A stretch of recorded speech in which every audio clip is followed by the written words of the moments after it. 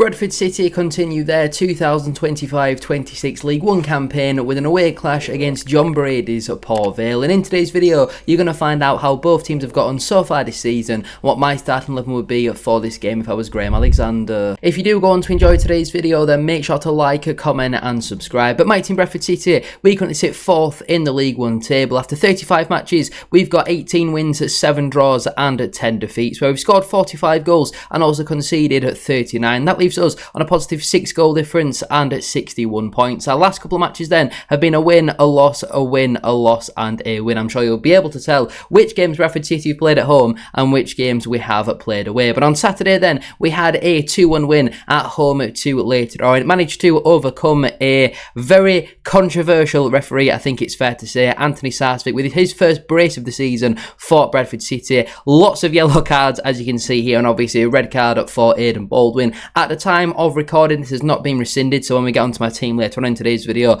obviously I'm going to just assume that Baldwin's red card has not been overturned, but that is going to be a big loss for Bradford City over the next 3 games. But again, Anthony Sarsfield proving how important that he is. We also had a 2-1 defeat away at Reading, took the lead in the game and were cruising for 89 minutes. We brought a centre-back on for an attacking midfielder and just capitulated in added time. Probably our best away performance in a very long time, but again, we've still managed to find a way to lose the game, and I'm not feeling particularly confident coming into this one against Port Vale, given that we've lost every single away game in 2026 apart from one, and that was obviously against Blackpool. Prior to that one though, we had a 1-0 win at home to Rotherham United, who since then have put up a few shock results. They beat Plymouth, for example, but we managed to get the job done. Matt Pennington scoring his first goal for the football club. Always great to keep another clean sheet, and another day maybe we could have got another couple of goals, but that has been a big problem for Bradford City over the last couple of months. We are really struggling to put teams to bed. We never score more than 2 goals. I couldn't tell you the last time that we actually did score more than 2 goals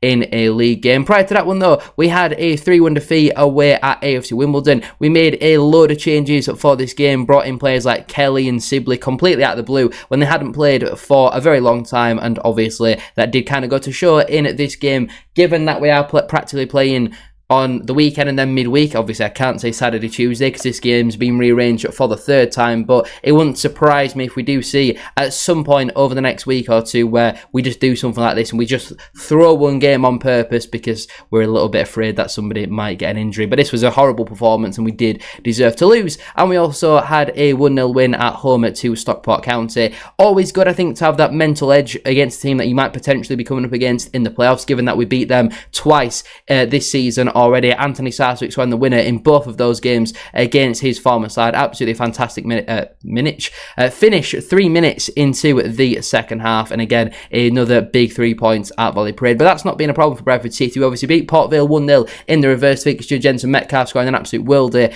on that day, but a lot has changed. Obviously, Darren Moore was meant to be the manager at the time when this fixture was meant to originally be played, but Port Vale recently, as we'll come on to in a moment, they've had some good results as of recently. The Valiants do, however, still occupy 24th position in the league. I'm pretty sure they were rock bottom when we did at last play them, and they are still in at 24th, but after 32 matches, they've got 6 wins at 9 draws and at 17 defeats, where they've scored 26 goals and also conceded at 44. That leaves them on a minus 18 goal difference and at 27 points, but their last couple of matches then have been a draw, a win, a draw, a loss and a draw. So really not bad form. I think since John Brady has gone in there, they've clearly been a much better side. They've beat Bristol City, they've beat Sunderland as well in very recent FA Cup matches at Vale Park. So this is certainly not going to be an easy game. Port Vale, obviously their pitch is not particularly great, but again, neither is ours, so I don't think that will hinder us all too much. They currently find themselves 11 points from safety, but they have 2, 3, in some cases 4 games in hand on a lot of the teams around them. I think it's going to be a monumental task for Port Vale to survive this season, but who knows, crazier things that certainly have happened. Recently then though, for Port Vale, they had in the league anyway, a 1-1 draw at home to Luton Town. Ben Waine recently has found himself on a decent run of form. He scored in a couple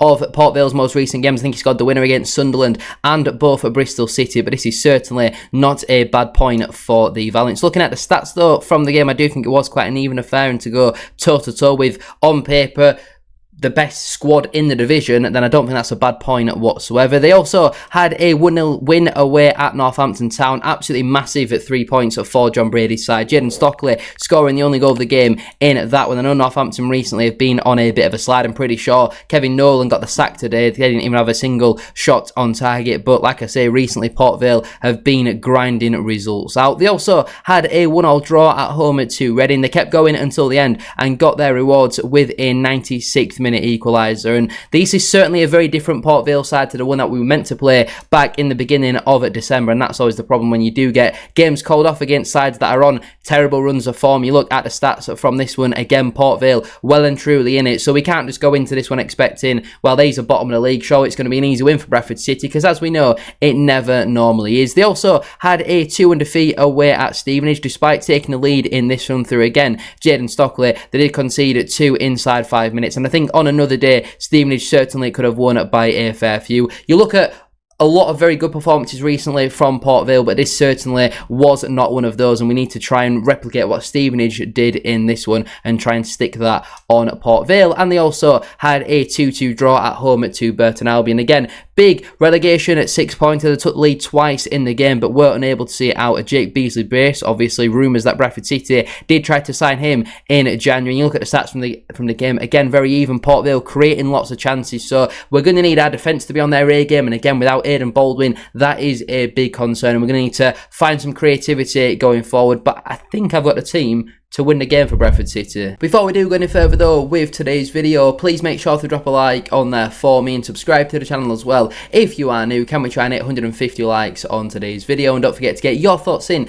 down in the comment section down below. How do you think Bradford City will get on tomorrow? Not tomorrow, so it's Wednesday, isn't it? What is your score prediction, and what would your starting 11 be as well? Would you make any changes from Saturday's win against Leyton Orient, apart from the force change, which Baldwin will obviously probably miss the next 3 games? In terms of my team then for this game away at Port Vale, I would stick with the 3-4-2-1 formation. I think firstly I want to give Alexander a lot of credit for when we went down to 10 men, not trying to change what we were doing or bringing on an Ibu Toure for a Tariq Wright, for example. We just kind of played without Baldwin in the team and continued to play how we were. We went from a 3-4-3 to more of a 4-2-3. We allowed them to have overloads in certain areas, and honestly, you couldn't really tell that we were down to 10 men. So credit to Alexander for not doing what he did against Reading and trying to bring on defenders for attacking plays and see out what we do have and going for it, and in the end, we did get the rewards. In goal for me, I would go with Sam Walker. Again, it's another one on Saturday that for me he should save. I've seen a couple of angles now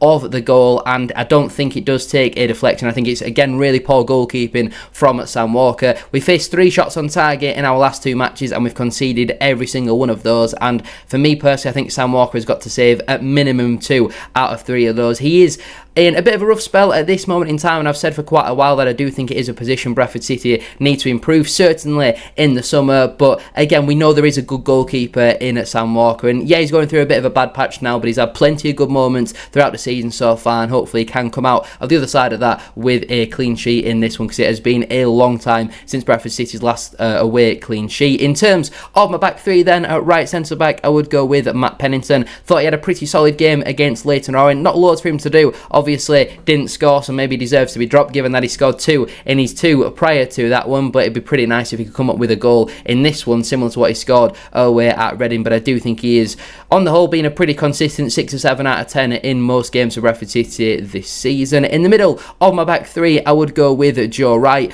Obviously a very different type of player to Aidan Baldwin, hasn't really featured too much over the last couple of weeks and maybe even months. I do think there is certain people who kind of categorise him along with your Burns and your Kellys, and I don't quite think he is of that standard. I don't think he's as good as Aidan Baldwin. Obviously, technically on the ball, he's nowhere near the standard, but he brings you something a little bit different, maybe more of a physical type of centre-half, and if they play somebody like a Jayden Stockley at the top end of the pitch, then Joe Wright, I think, is the perfect man to come in and slot in for Aidan Baldwin. And completing my back 3 then, at left centre-back, I would go with Curtis Till. I thought, again, against Leyton Orient on Saturday, he had a really good game. There's some people suggesting that he might be banned for the next 2 matches. I think he's currently on 9 league yellow cards and 1 EFL Cup yellow card, but I'm pretty sure that doesn't have any effect, the 1 EFL Cup yellow card. I'm not too sure how many more games we've got to get through before the 10 yellow card ban thing crosses over, but hopefully he doesn't get booked in this one, and I think after you've played 36 games, then that yellow card rule does get wiped. So hopefully no bucketing for Curtis Till in this one. And again, if you're coming up against Jayden Stockley, Curtis Till is the perfect man to have a big wrestle with him, isn't he? In terms of my midfield four then, firstly at right wing back, I would stick with Josh Neufville. Again, I thought he had a pretty good game against Leyton Orient. We know the threat that Neufville can produce down that right hand side. He has played a lot of football recently, and maybe I would like to see a little bit more of Harrison Ashby. I do think there is times where we could do with a little bit of freshness in our side without making 7 changes just completely out of the blue. But I'd like to see Neufville get a nod again in this one. In terms of my 2 central midfielders, firstly I would go with the captain, Max Power. I thought again against Orient on Saturday had a pretty positive game. I think he's getting closer and closer to getting that first goal for Bradford City, and hopefully can come up with that in this one. And his partner in midfield, obviously Jensen Metcalf, one of, if not the first names on the team sheet for Bradford City. There's nobody else in this squad that can do what Jensen Metcalf can. He's pretty much our only player to play in that position. When you think you've got Power and Evans who can play the more conservative sort of midfielder, there's nobody else that really has the energy and quality that Jensen Metcalf does have. So once again, he does keep his place in the side. And as my left wing back, completing my midfield four, then I would go with Ibu Toure. Obviously, we've not seen him feature too much over the last couple of weeks. Tyreek Wright has really nailed down that position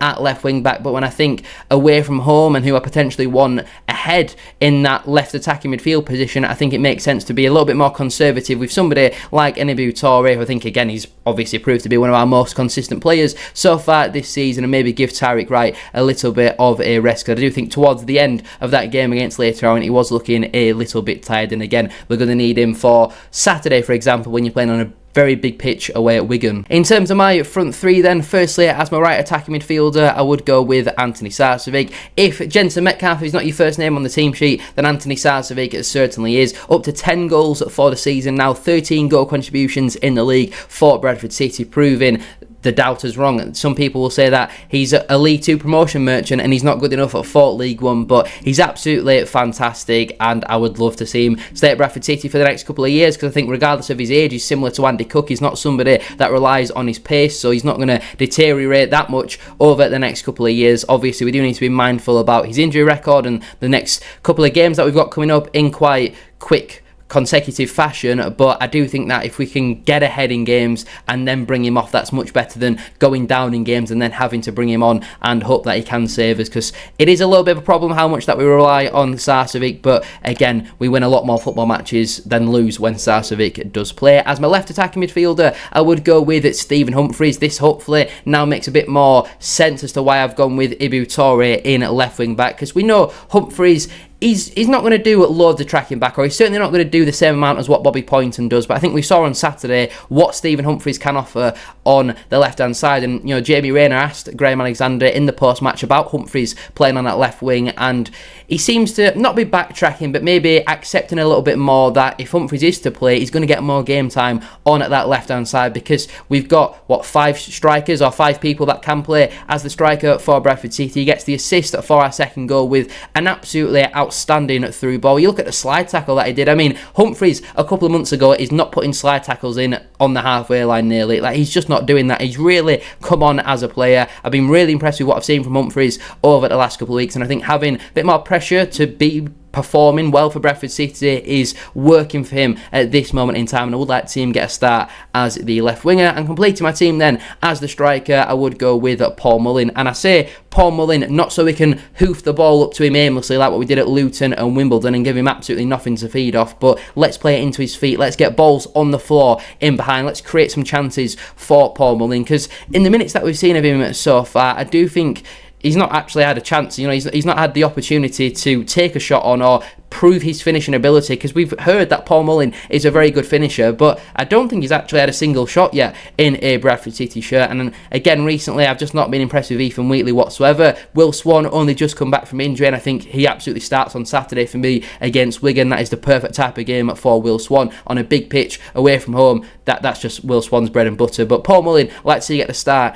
in this one, and I think he would be a better option than Ethan Wheatley personally. On the bench then for me, that would leave Joe Hilton, Harrison Ashby, Ashby, Tyreek Wright, Lee Evans, Bobby Poynton, Ethan Wheatley, and also Will Swan. The players currently unavailable are Aidan Baldwin, who obviously serves the first of his 3-game ban. He's also going to miss Wigan away, and he's also going to miss Mansfield at home. So a couple of big games there missing, arguably our most important centre-back. Also unavailable is Nick Powell and Caden Jackson. Again, they're not going to be back for at least another month or so, something like that. So the players who missed out in through selection would be Kieran Kelly, Joe White, Louis Sibley, and also George Lapsley. But anyway, I'm going to leave it there then for today's video. If you have enjoyed, please make sure to drop a like on there for me and subscribe to the channel as well. If you are new, can we try and hit 150 likes, as I said at the start of today's video? And don't forget to get your thoughts in down in the comment section down below. Let me know down below your score prediction for this match. What would your starting 11 be as well? What changes would you make from Saturday's win against Leyton Orient? But thank you all very much for watching. Have a great rest of your day, and I'll see you all very soon for another one.